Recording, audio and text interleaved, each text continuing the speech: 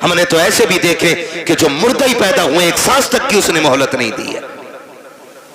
कुछ को 6 महीने के बाद मौत आ गई, कुछ को 5 साल के बाद मौत आ गई, किसी को 10 साल के बाद मौत आई, कोई 18 साल में आकर के चला गया। हमने क्या किया था?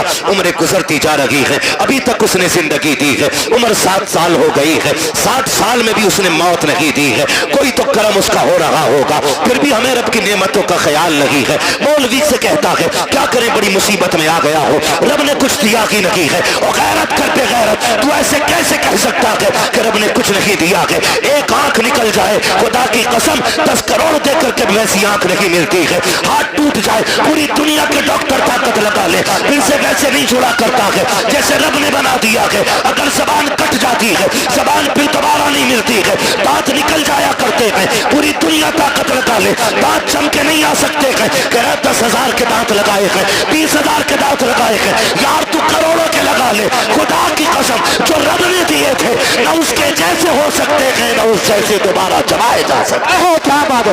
नारे तकबीर, नारे रिसालत, नारे हौसला, नारे हैदरी।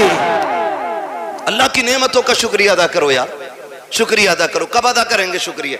अल्लाह माफ करे, अब तो बुड्ढे भी जन्मदिन मना रहे हैं। लल्ला पहले रोटी भी नहीं देता था अपने अब्बा को, अब थोड़ा सा बड़ा हो गया ना, मुंबई घूम आया तो अब्बा को राजी करने के चक्कर में अब्बा का बर्थडे मना रहा। अब्बा पूछ रहा लल्ला क्या है ये? कि केक काटियो, केक काटियो। फिर बोले कुछ गुब्बारे फूटेंगे, फिर उसमें कुछ बदतमीजी होगी, उठा के कुछ मुंह पे नाकों पे लगाया जाएगा। मेरी कौम का नौजवान समझता है कि ये हमने कामयाबी हासिल की है, ये हमने तरक्की की है। हम सोचे तो सही, किधर जा रहे हैं हम, किधर चल रहे हैं हम, कौन सी राह हमने पकड़ ली है, कौन सी रविश हमने अपना ली है यार? सोचो तो सही, अब्बा का जन्मदिन और अब्बा भी सुरमा लगा के तैयार। कह रहा शुक्र है जी 61 साल का हो गया, मैं बहुत बड़ा हो गया।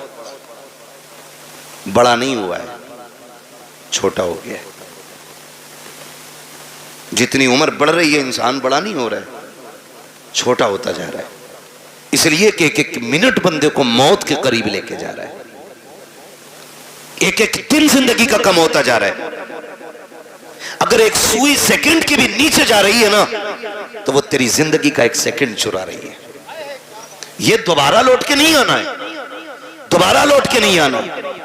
कह रहा है कि मेरा शुक्र है अल्लाह का, मैं 61 साल का हो गया, मेरे बेटे ने मेरा बर्थडे मनाया है। और बूढ़े गैरत कर, अब तो मौत का वक्त करीब आ चुका है, शर्म आनी चाहिए। 61 साल पे हम इतरा रहे हैं, अपनी बुजुर्गी के गीत गाया करते हैं। देखो जी गांव में सबसे बड़ा मैं हूँ, अब मेरी उम्र का कोई नहीं रह गया है। ये बैठ के चौराहों पे बातें ना कर। अगर तुझे ख्याल आ गया है कि तेरी जिंदगी के 70 साल गुजर गए हैं, तो सुन, आज ही से रात की तन्हाई में मुसल्ले बिछाने शुरू कर दे, रातों को रोना शुरू कर दे।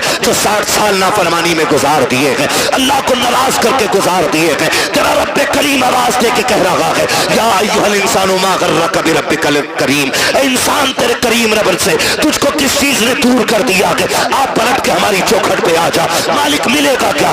तूने 60 साल नाफरमानी में गुजार दिए, हमें नहीं मनाया है, हमें नाराज करता रहा, लेकिन हमारे कर्म पे कर्म तो देख। तूने हमारी नाफरमानियां की, हमने तुम्हें रोटी फिर भी खिलाई। तुमने नाफरमानियां की, हमने तुम्हारे नलों का पानी नहीं सुखाया। तुमने नाफरमानियां की, हमने ऑक्सीजन की कमी नहीं की। तुमने नाफरमानियां की, हमने हवाओं पे पहरे नहीं लगाए। तुमने नाफरमानियां की, हमने धड़कनों पे पाबंदी नहीं लगाई। तुमने नाफरमानियां की, हमने सांसें नहीं रोकी। मालिक अब बता चाहता क्या है? हम समझौता करना चाहते हैं, बता कीमत क्या लेगा? आवाज आती है, मैं तुझसे 60 सालों के गुनाह के बदले में 60 साल की तौबा नहीं मांग रहा हूँ, 60 साल के सजदे नहीं। आज इतना कर ले, तू एक रात मुझे रो के दिखा दे, मैं उसी घड़ी में तुझे माफ करके दिखा दूं। क्या बात है, सुभान अल्लाह, सुभान अल्लाह, जिंदाबाद। हम तो माइल बकरम है, कोई साइल ही नहीं। रात दिखलाए किसे रबे मंजिल ही नहीं, पानी था नहीं, जंगल में फंस गए। अल्लाह वाले थे, जब पानी नहीं मिला तयम्मुम किया, सजदे में सर रखा, कहने लगे मालिक मुझे हिदायत अता फरमा, फंस गया हूं जंगल में। अल्लाह ने रहनुमाई की अपने कर्म से और वो जंगल से निकल के आ गए। प्यास बड़ी शिद्दत की लगी थी, उधर असर का वक्त हो रहा था।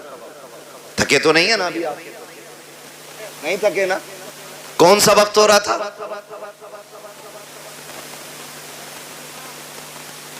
कौन सा वक्त हो रहा था? असर का वक्त हो रहा था। आए, बस्ती देखी, दिल खुश हो गया कि लगता है यहां पानी मिल जाएगा। बस्ती में गए, कुआं था, लेकिन करीब पहुंचे ना तो कुआं भी था, पानी भी था, लेकिन डोल रस्सी। सारे बोले तो मैं आगे चलूं ना, नहीं थी डोल रस्सी। परेशान हो गए।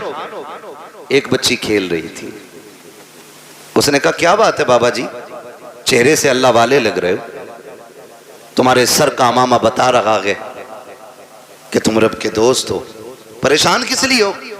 कहने लगे बेटी पानी की जरूरत थी, डोल रस्सी नहीं है। उसने कहा इतने बड़े मौलाना होकर के आप पानी नहीं निकाल पा रहे? उन्होंने कहा बेटी पानी तो निकाल लूं, मगर ये तो पता डोल रस्सी कहां है।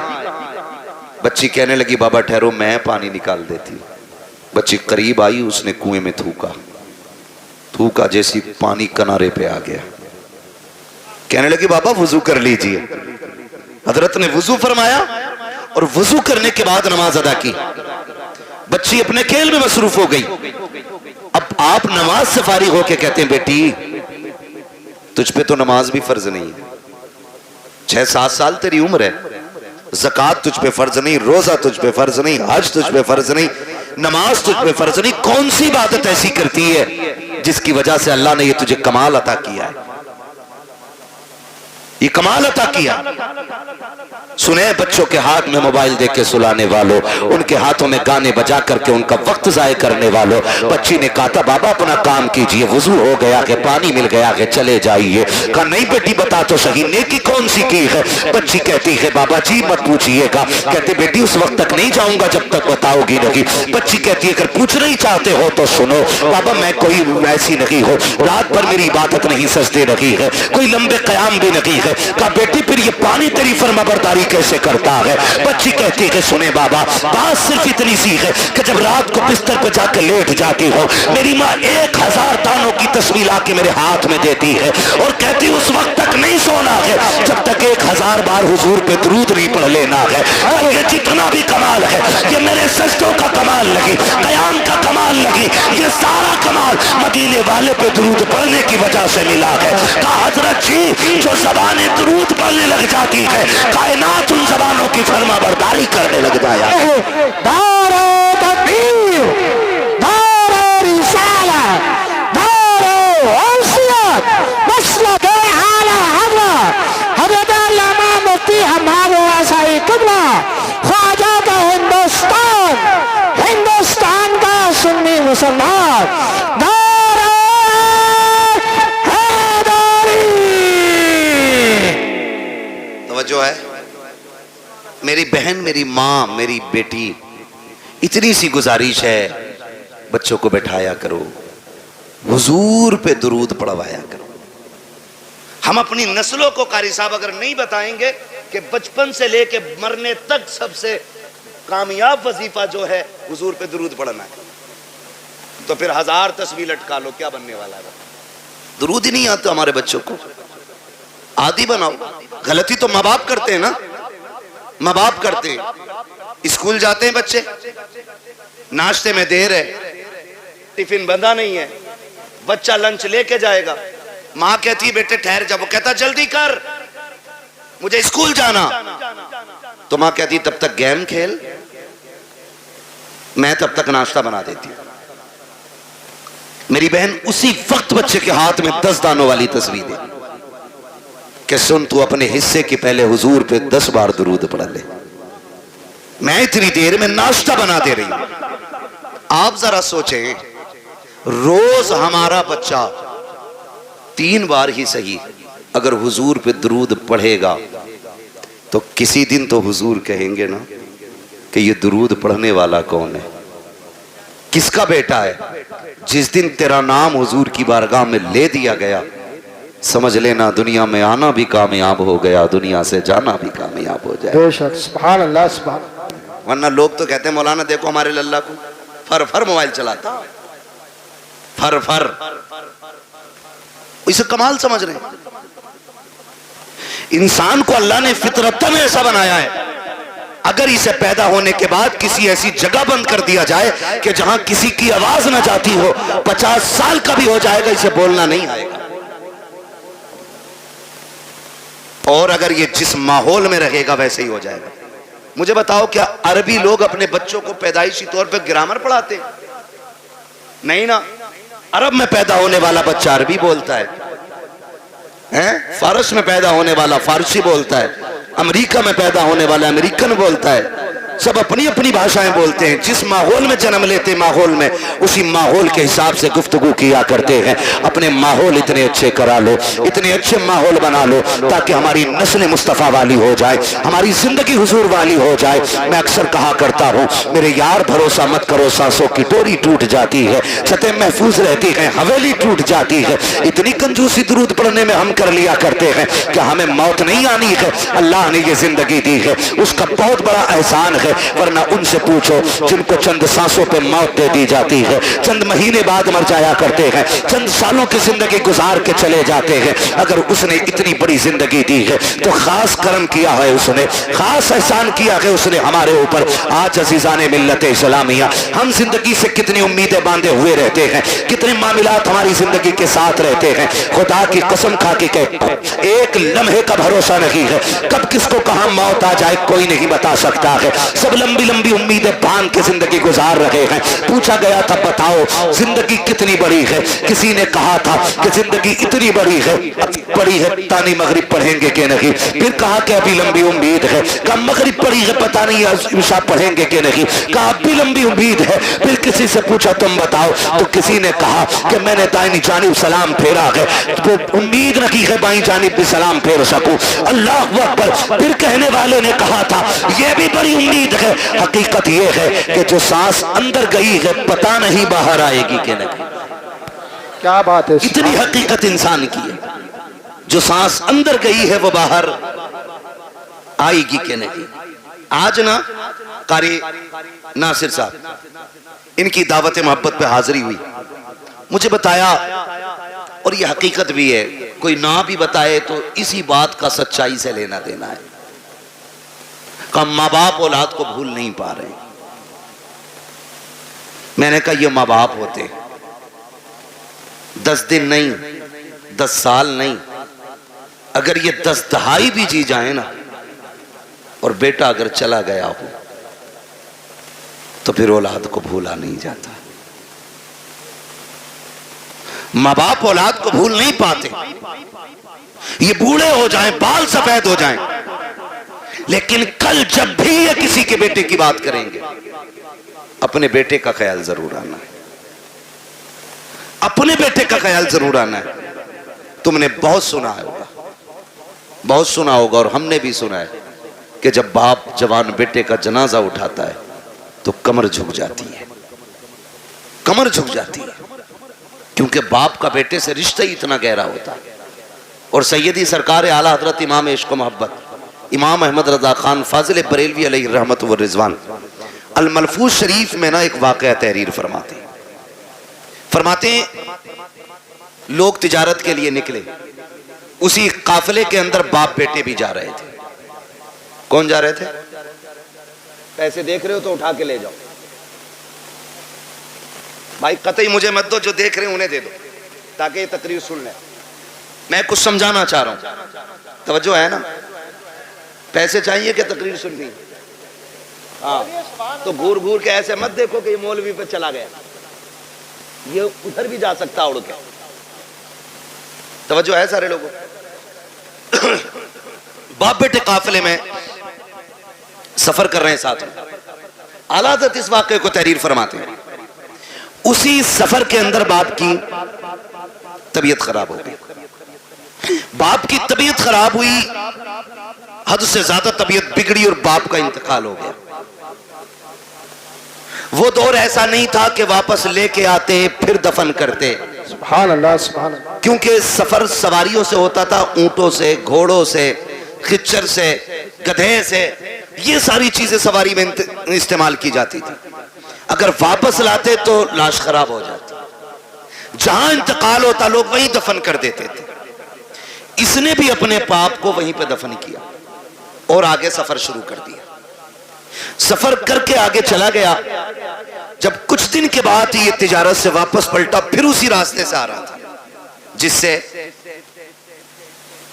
जिससे अल्लाह सलामत रख के तवज्जो से सुन रहे, जिससे गया था। रास्ते में बाप की कब्र पड़ी। दिल ने कहा फातिहा पढ़ ले, अकल ने कहा शाम हो रही है, जंगल है, जानवर हैं, अगर फातिहा के लिए रुक गए तो कोई भी जानवर फाड़ देगा।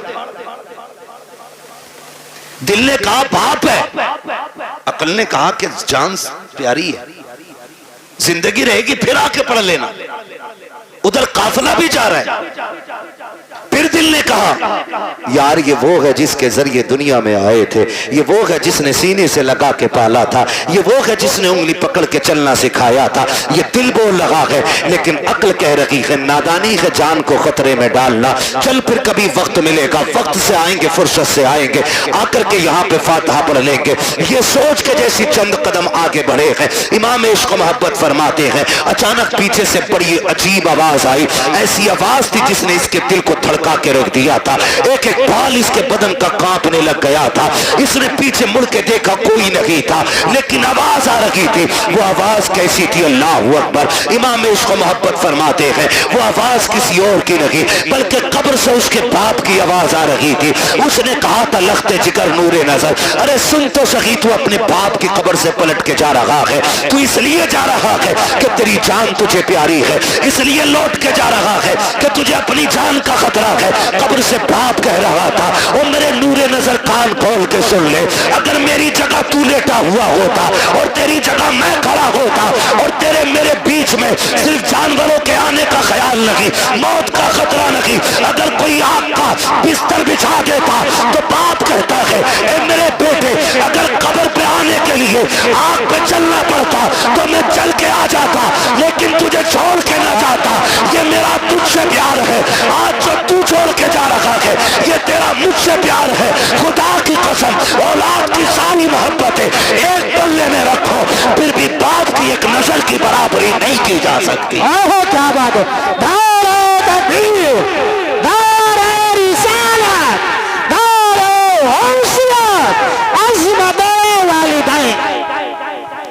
तवज्जो है, ये औलाद का प्यार है माँ बाप के सीने में। मैं नौजवानों से भी एक बात कहूं, क्या हमारे सीने में वही दर्द है? मानते हम उतना ही। मेरे भाई, पूरी दुनिया में सच्चा हमदर्द नहीं मिलेगा मां बाप के बगैर। आपके कितने भी यार हों, कितने भी दोस्त हों, लेकिन कोई यार बाप की जगह नहीं ले सकता, कोई दोस्त बाप की जगह नहीं ले सकता। इसलिए कि हम भी जानते हैं, तुम भी जानते हो, अब इस दौर में कोई घास खा के नहीं जीता है। सबकी खुराकें अच्छी हैं, ग़िज़ाएं अच्छी हैं, सबको पता है। कोई भी दोस्त होना ज्यादातर सुख के साथी होते हैं और दुख के साथी माँ बाप होते हैं। दुख के साथी माँ बाप होते हैं। वो एक साहब ने बताया कि बड़ा अमीर बंदा था, पैसे वाला, करोड़पति, उसके सैकड़ों दोस्त थे। जब कोई दिन ऐसा नहीं होता था जिस दिन 10-20 दोस्तों के साथ वो खाना नहीं खाता था, और खुद चल के दोस्त आया करते थे। लेकिन नविश्ते तकदीर कुछ और ही था। एक्सीडेंट हुआ और रीढ़ की हड्डी टूट गई, हाथ पैरों ने चलना बंद कर दिया, कई नसें डैमेज हो गई, हाथ पैर कब बेकार हो गए, बिस्तर पे पड़ गए। फिर जब उससे मिलने के लिए कोई गया तो उसने कहा कि मैंने दुनिया को बड़े करीब से देख लिया। कहा क्यों? कहा जब मेरे हाथ पैर चलते थे तो कोई दिन ऐसा नहीं था जिस दिन 10-20 दोस्त मुझसे मिलने नहीं आते थे। लेकिन जब से बिस्तर पे आके पड़ा हूं ना तो बीवी भी तलाक लेके चली गई। उसने भी कह दिया जब ये हाथ पैर नहीं चला सकता तो मुझे क्या खिलाएगा। का ये कह के मोहताज के चक्कर में कब तक पड़े रहना है, कौन इसकी गुलामी करेगा। ये कह के बीवी छोड़ के चली गई।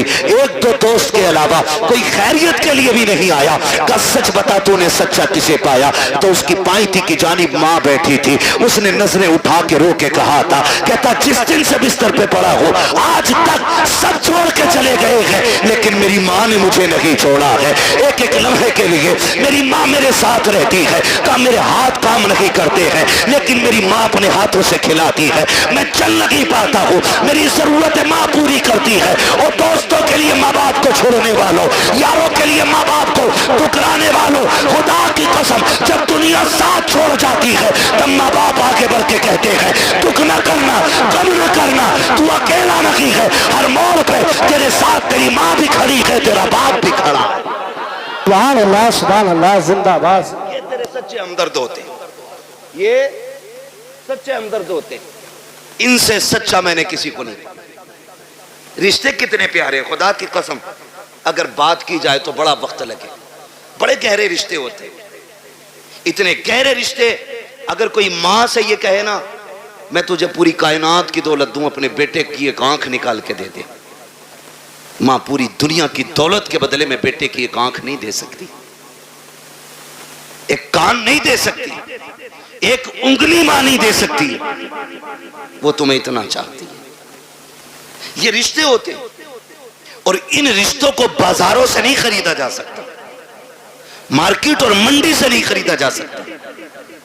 वो भाई शुक्र अदा करो जिन्हें अल्लाह ने मां बाप दिए, जिन्हें अल्लाह ने माँ बाप दिए। और माँ बापों से भी गुजारिश है जिन्हें रब ने बेटे दिए हैं वो अल्लाह का शुक्र अदा करें, शुक्र अदा करें। ये भी अल्लाह की बहुत बड़ी नेमत है, बहुत बड़ी नेमत है। आज ना बात बात तो माँ बाप कहते तुझे मरी ले जा, जरा सा गुस्सा आया अम्मा कहती तुझे हैजा ले जा। माँ बाप से हाथ जोड़ के गुजारिश कर रहा हूं खुदारा औलाद के बारे में माँ बाप ये जुमले ना निकालें, इसलिए कि माँ बाप की जबान से निकली हुई बात पत्थर की लकीर होती है।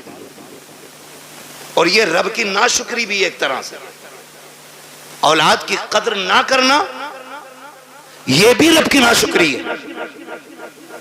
जब आप अपने बेटों को कोसते हैं, गाली देते हैं और कहते हैं तुझे मौत नहीं आ जाती, तेरी जिंदगी से मर जाना बेहतर था, तो जानते हो रब की रहमतें कितनी नाराज होती हैं। अपने करीम रब के बारे में सोचा के नहीं, फिर तुम्हें ख्याल क्यों नहीं आता। तुमने अपने बेटे को इसलिए मौत के मुंह में धकेलने की बात की है क्योंकि रब ने तुम्हें 4-4 बेटे दिए हैं। जाओ उनसे पूछो जिनके घर में एक चिराग जलाने वाला नहीं है, कौन सी चौखट पे जाके भीख नहीं मांगते हैं, किसके दरवाजे पे जाके हाथ नहीं फैला रहे हैं। अगर कोई ये कह देता है वली तो वली, यहां तक मैंने देखा है अगर ये कोई कहते कि फला नदी पे जाके मीठा डाल आओ अल्लाह बेटा देगा, तो ये शरीयत तरीका सब भूल जाते हैं। एक बेटे के चक्कर में इतने अंधे हो जाते हैं, ये पीड़ों पे पैरों पे चढ़ावा करते हैं, नदियों पे जाकर के चढ़ावे चढ़ाते हैं ताकि अल्लाह बेटा दे दे। ओ भाई तुझे क्या पता बेटे कितने अहम होते हैं, तू क्या जाने जिंदगी में बेटों का कितना बड़ा किरदार होता है। इनकी कदर किया करो, इनकी अहमियत की हामिल रहो, इनकी अहमियत को समझो। बात बात पे बददुआ न देना, तेरी ज़बान अगर रब को बुरी लग गई उस वक्त तुझे तोड़ा जाएगा जब तुझे कोई सीधा करने वाला नहीं मिलेगा। आओ तुम्हें कहानी पर आता चलूं, एक बात तुम्हें समझाता चलूं। एक माँ को रब ने एक बेटा अता किया, उसी बीच उसके शौहर का इंतकाल हुआ। आंगन में सिर्फ एक ही बेटा था, शौहर का इंतकाल हो गया। माँ उसी बेटे को पालती रही, उसी के सहारे जिंदगी गुजारती रही। ख्याल ये आता था ये मेरा इकलौता चांद है, इसी के साथ जिंदगी गुजर जाएगी, इसके सहारे जिंदगी गुजर जाएगी। आओ मैं बेटों से भी ये बात कह के चला जाऊं, कितनी बेवा माएँ ऐसी होती हैं जो बेटों के सहारे जिंदगी की जवानी काट दिया करती है, लेकिन दूसरा निकाह नहीं करती है ताकि अपने बेटे को सुख की जिंदगी दे सके। लेकिन कल जब यही बेटा जवान हो जाता है, उन बूढ़े माँ बाप की कुर्बानियों को ठुकरा दिया करता है और उस माँ से कहता, पता तूने मेरे लिए क्या क्या है। और सालिम, तू अपनी बीवी को माँ के लिए 8 दिन नहीं छोड़ सकता है, इसने जिंदगी भर की जवानी तेरे लिए कुर्बान कर दी है और तू पूछ रहा कि तूने मेरे लिए किया क्या है। मुझे तो उस दिन रोना आया था जिस दिन एक बेटा माँ से कहता है, माँ मैं तुझे हज कराने लेके जा रहा हूँ, और दिल्ली जाकर के हज हाउस में उसको छोड़ करके चुपके से निकलता है। माँ बेटे को तलाश करती रह जाती है, कई दिन हो गए रोते रोते बेटा नहीं आया। जब आए मीडिया वाले पूछा, बता माँ तू क्यों रो रही है। उसने जब हाले दिल बयान किया था, कान खोल करके मेरी बात सुनना प्यारे, उसने कहा था मेरा बेटा मुझे हज का झांसा लेकर के लाया और कहा मैं तुझे मदीने लेके जा रहा हूँ। कहा मैं बूढ़ी एक देहाती औरत, सीधी सच्ची औरत, मुझे क्या पता सफर कैसे किया जाता है। वो कहती है कि मैं बेटे के साथ आ गई, एक रात रुका मेरे साथ और मुझे छोड़ के चला गया है। फिर जब उसने रो के कहा था कि जानते हो मैंने इस बेटे को कैसे पाला है, कहा जब बाप इसे बचपन में छोड़ के चला गया, मैं इसका माथा चूम चूम के जिंदगी गुजारती रही। मैंने दूसरा निकाह नहीं किया था, सैकड़ों पैगाम निकाह के आए थे, लेकिन मैंने बेटे के लिए निकाह नहीं किया था। पूरी जिंदगी इस बेटे के लिए कुर्बान कर दी, आज ये मुझे धोखा दे करके चला गया है। मैं पूछना चाहता हूँ खुदारा, इन माँ बाप के साथ इंसाफ किया करो जो तुम्हें सीने से लगा के पालते हैं। अगर यही माँ तुम्हें उठा करके घूरे पे फेंक देती, कोई तुम्हें सीने से लगाने वाला नहीं होता। अगर इसी ने बचपन में तुम्हारा गला दबा दिया होता, तुम्हारे पास चंद सांसें न होती, अगर इसने तुम्हारी गंदगी से नफरत करके तुम्हें टुकरा दिया होता तो तुम्हें माँ की ममता का पता नहीं चलता। अगर इसने तुमसे गुस्सा हो करके मुंह मोड़ लिया होता, कोई तुम्हें मुंह के लुक में खिलाने वाला नहीं मिलता।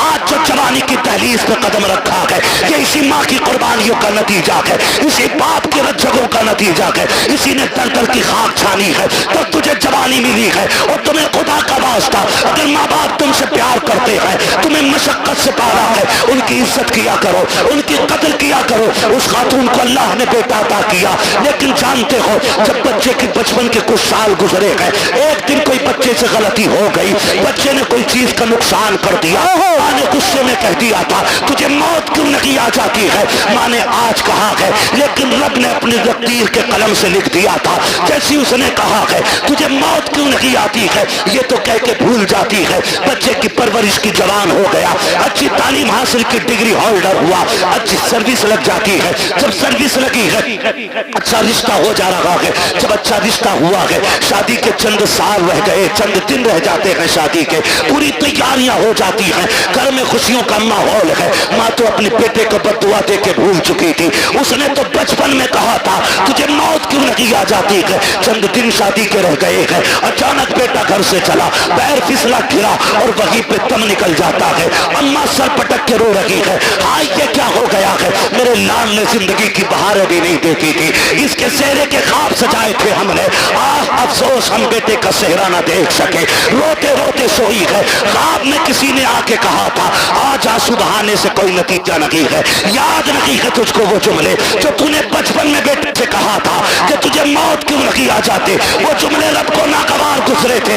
आज इसे मौत दे करके अपनी नेमत का एहसास दिलाया है, देख मैंने तुझे बेटा दे के क्या दिया था, अब पता इसके बाद क्या लगेगा। इसलिए मैं आपसे कहना चाहता हूँ, अगर बेटे गलती भी किया करें, उन्हें मौत की बद्दुआ ना दिया करो, उनके लिए मुसीबतें ना मांगा करो। अगर मार सकते हो थप्पड़ मार लो, जूतों से मारो, लाठी से मारो, लेकिन जबान से बद्दुआ ना देना। खुदा की कसम, तेरी जबान से निकला हुआ एक जुमला तेरे बेटे की तकदीर बन जाएगा। कहीं तेरी जबान का जुमला तेरे बेटे की मौत का सबब न बन जाए। अगर दे सकते हो तो दुआएं दो, खुदा की कसम तेरी दुआ तेरे बेटे को रिस्क वाला भी बना सकती है, नेकी वाला भी बना सकती है। अगर तेरी दुआ लग गई तो तेरे बेटे को तेरी दुआ अल्लाह वाला भी बना सकती है। क्या बात, दारे तकबीर, दारे रिसाला, दारे हुस्न, मसलके आला हमरा, अज़मत वालिदैन, नारे हैदरी।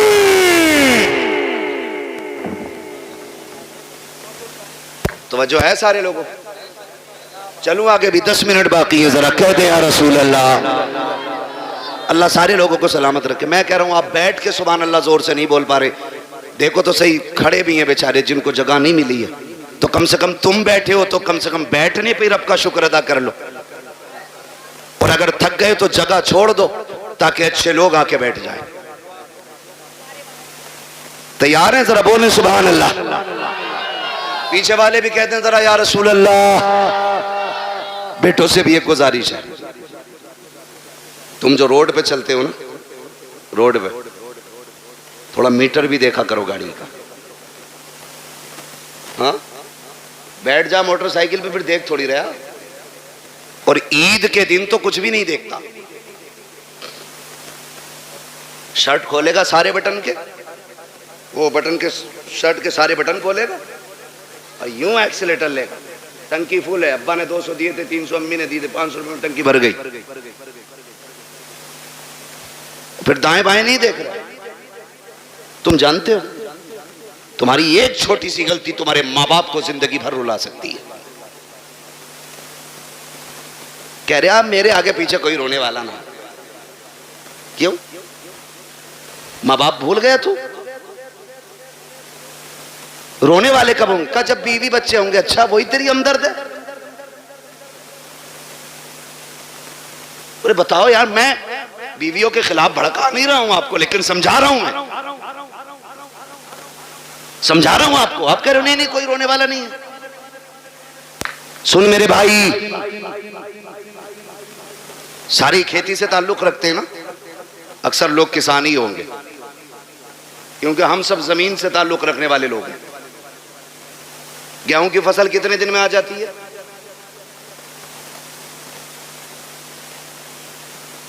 छह महीने खड़ा रहेगा गेहूं।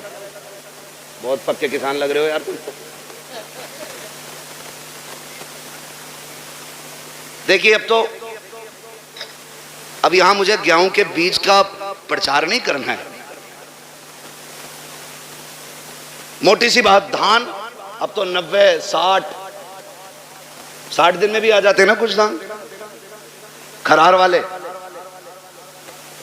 साटा जिसे क्या मैं कै दिन में आ जा, चाहे 61 दिन हो जाए, 65, मशहूर तो 60 सही है। ठीक है, अपने हालत से भले ही मत काटो 90 दिन। ठीक है जी।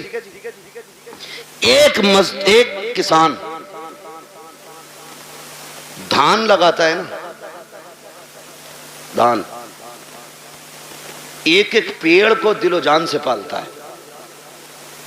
पालता है कि नहीं? देखा ना बेटे, कभी कभी हम किसी के खेत में गुजर जाएं, किसी का एक पेड़ टूट जाए तो वो लट लेके घर तक आता, तेरे लल्ला ने मेरे खेत में पैर रखा ही कैसे? और वो उसका आना गलत नहीं है, हक है उसका, मालिक है वो अपनी खेती का। आप होते कौन हो किसी का नुकसान करने वाले? और कई बार इतने ठलुए लोग होते हैं, मेड़ पे चल जाना, मेड़ पे तो धोरे के धान छोड़ता ही ना, ऐसा मारा मुट्ठी भर के सूता है ना, टूंग रिया। ये बता, तू पूरा दिन टूंगता रहे, तेरा पेट भर जाएगा? जिसका नुकसान किया है वो गुनाह और उठा लिया तूने, तुझे तो कोई फायदा नहीं हुआ, अलबत्ता नुकसान। मेरे बच्चों कान खोल के सुनो बहुत गौर से। किसान एक धान लगाता है तो 60 दिन से कितनी उम्मीदें बांधता है। फसल आएगी, काटेंगे हम, झाड़ेंगे हम, फिर उससे बेच के पैसा लेंगे, पैसे से जरूरतें पूरी करेंगे, बहुत उम्मीदें लगी होती हैं। जरा सोच, अगर एक किसान 60 दिन में आने वाली फसल से इतना प्यार करता है तो बाप 25 साल में तैयार होने वाले बेटे से कितना प्यार करता होगा।